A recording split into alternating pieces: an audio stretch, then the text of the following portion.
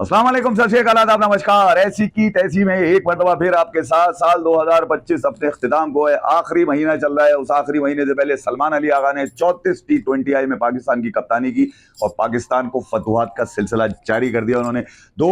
Tri nation cup के title भी सलमान अली आगा ने अपने नाम के साउथ अफ्रीका को हराया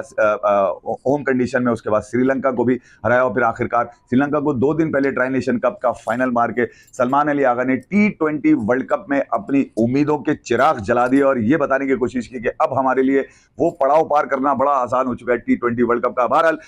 2025 के इख्तिताम से पहले जीत आती है, खुशियां आती है और यकीनन पाकिस्तान अब इन छोटी टीम्स के खिलाफ, जो कहा जाता है ना, कुछ छोटी टीम्स के खिलाफ भी पाकिस्तान बड़ा टफ कंपटीशन करता है, तो अब सलमान अली आगा की कप्तानी में कम से कम ये आपको सोचने की फिक्र नहीं होती कि यार किसी छोटी टीम से भी पाकिस्तान हार सकता है, क्योंकि 2024 में अमेरिका के हाथों शिकस्त के बाद पाकिस्तान ग्रुप स्टेज से ही बाहर हो गया था और फिर वेस्ट इंडीज में नहीं जा सका था खेलने के लिए ग्रुप स्टेज के बाकी मैचेस बाद थे। बाबर आजम कप्तान थे और उनकी कप्तानी में जो जिल्लत पाकिस्तान की क्रिकेट फैंस ने उठाई वो तो देखने से ताल्लुक रखती है। मगर 2025 में जहां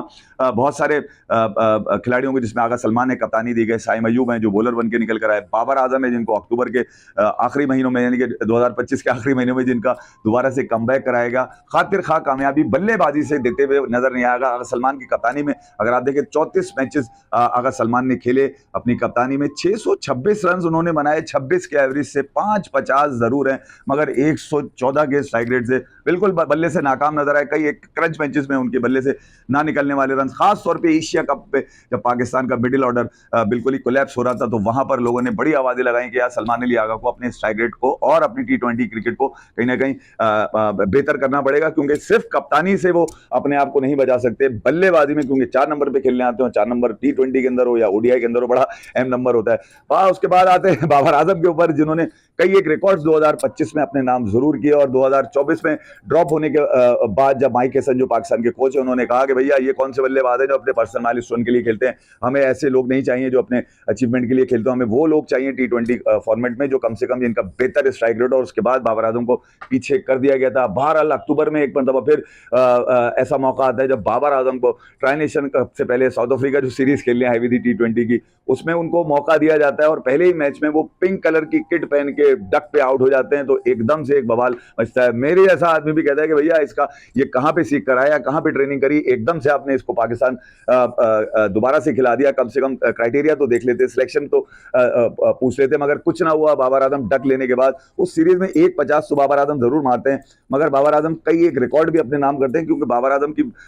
वापसी से पहले जब बाबर आजम को ड्रॉप किया गया तो ये कहा जा रहा था कि यार बाबर आजम जो है क्या वो रोहित शर्मा का रिकॉर्ड नहीं तोड़ पाएंगे, क्योंकि Rohit Sharma highest runs getter थे T20 आई के अंदर। बाबर आजम सबसे पहला काम ये करते हैं कि हाईएस्ट रन्स गेटर का रिकॉर्ड अपने नाम करते हैं और रोहित शर्मा का रिकॉर्ड तोड़ते हैं। साथ साथ ये भी उन्होंने किया कि विराट कोहली से एसोसिएट की जाती थी 39 50s इन T20 आई, वो भी बाबर आजम ब्रेक करते हैं और 41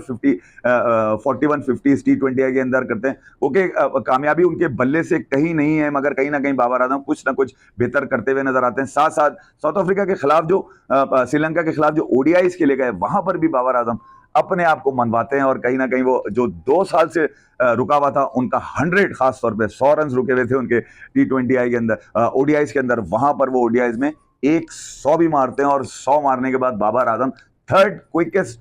20 ओडीआई टन्स बनाने वाले खिलाड़ी बन जाते हैं, यानी कि विराट कोहली और हाशिम आमला के बाद बाबर आजम तीसरे खिलाड़ी वो बनते हैं जिन्होंने क्विकेस्ट ओडीआई टन्स मारे। पाकिस्तान के वो कम से कम दूसरे बल्लेबाज ऐसे बनते हैं जिन्होंने ओडीआई में जो है 20 सेंचुरी की। और ओवरऑल अगर देखा जाए तो बाबर आजम 2025 में, हालांकि बल्ले से उनके कुछ नहीं आया, उसके बावजूद बाबर आजम पाकिस्तान के 5वें बड़े खिलाड़ी बनते हैं जिन्होंने 15,000 रन्स बनाए, इंटरनेशनल रन्स बनाए। तो ये जो मामला थे बाबर आजम के T20 में कमबैक के बाद, ओडीआई और टेस्ट क्रिकेट तो वो खेल ही रहे थे, T20 क्रिकेट में बाबर आजम ने 2025 में 8 मुकाबलों में हिस्सा लिया, जहां पर 206 रन उन्होंने बनाए और तकरीबन 34 के एवरेज से 114 के स्ट्राइक रेट से वो खेले। मुझे याद है अच्छी तरह कि बाबर आजम जब 2024 में ड्रॉप हुए थे तो उस वक्त उनका स्ट्राइक रेट 129 था। 129 स्ट्राइक रेट पे वो ड्रॉप होते हैं, 8 मैचेस खेलते हैं और 8 मैचेस में उनका स्ट्राइक रेट आता है 114। इसका मतलब है कि बाबर आजम फेतरी के बजाय नीचे की तरफ यहाँ नजर आए। गोके रिकॉर्ड्स जो मैंने आपको बताया वो तो बाबर आजम ने अपने नाम जरूर किए, मगर बल्लेबाजी में वो अपने आप को नाकाम तस्वीर, यानी कि पाकिस्तान में जो मौजूदा टैलेंट है अगर उसमें देखा जाए तो बाबर आजम उस मयार पे खेलते हुए नजर नहीं आए, क्योंकि कोई भी मैच ऐसा नहीं था यहाँ पर बाबर आजम ने ये शो किया हो कि ये मैच मेरी वजह से जीते, ऐसा कुछ ना हुआ। साथ साथ साइम अयूब के लिए इस साल भी अच्छा तो रहा, उन्होंने 29 मैचेस के लिए 626 561 रन उन्होंने T20I के अंदर किए, 20 का एवरेज था और स्ट्राइक रेट उनका 129 था। साइम अयूब से एसोसिएट किया जाता है नो लुक शॉट, इधर मार दिया उधर मार दिया, आगे फेंक दिया पीछे फेंक दिया, मगर वो 2025 में भैया वो कुछ करते हुए नजर नहीं आया। एशिया कप में भी अगर आप देखें गाय बगाए उन्होंने डक्स हासिल करी, एशिया कप में भी उनके तकरीबन ओवरऑल कोई 64 रन उन्होंने बनाया, और यहाँ पर बाकी उन्होंने ट्राई नेशन और जो सीरीज पाकिस्तान ने खेली। साइम अयूब बल्ले से तो बिल्कुल नाकाम नजर आया। T20 वर्ल्ड कप से पहले 3 अहम नंबरों के ऊपर पाकिस्तान के, यानी कि सलमान अली आगा, साइम अयूब और बाबर आजम, 2, 3, 4 ये 3 बल्लेबाज बड़े ऊपर के बल्लेबाज हैं, और यहाँ से इनके रन ना आना यकीनन तशवीश का बाइस है। नीचे नवाज हैं और फखर हैं और फहीम है और उस्मान खान है, तो जहां से वहां से तो कुछ रन आपको जरूर मिलेंगे, मगर ये 2 ऊपर के बल्लेबाज हैं। T20 में अगर आपका स्ट्राइक रेट 130 से ऊपर नहीं है तो फिर आप ये तस्वुर नहीं कर सकता कोई आपको कि आप अच्छी बल्लेबाजी करेंगे। बहरहाल 2026 में पाकिस्तान ने 1 या 2 सीरीज खेली है T20 वर्ल्ड कप से पहले। उम्मीद ही कर सकता है आदमी कि यार पाकिस्तान कि ये बल्लेबाज खास तौर पर जिन बाबर, रिजवान और सलमान है, ये कहीं ना कहीं बेहतर होते हुए नजर आएंगे। साथ साथ चलते हैं उधर रायपुर में अब सेकंड ODI खेला जाएगा, इंडिया वर्सेस साउथ अफ्रीका। आग लग गई थी उस वक्त जब साउथ अफ्रीका ने गुवाहाटी में मैच मार दिया और सीरीज व्हाइट वॉश कर दी। गौतम गंभीर छुरी की जद में है, और इसका मतलब मैं आपको सिर्फ सिंपल सा ये बता देता हूँ कि इस वक्त BCCI और टीम मैनेजमेंट जो टीम इंडिया की है उनकी कोशिश ये है कि रोहित और विराट कोहली के पास से कुछ इस तरह के स्टेटमेंट ले लिया जाए जिससे टीम मैनेजमेंट को डिफेंड कर लिया जाए, क्योंकि इस वक्त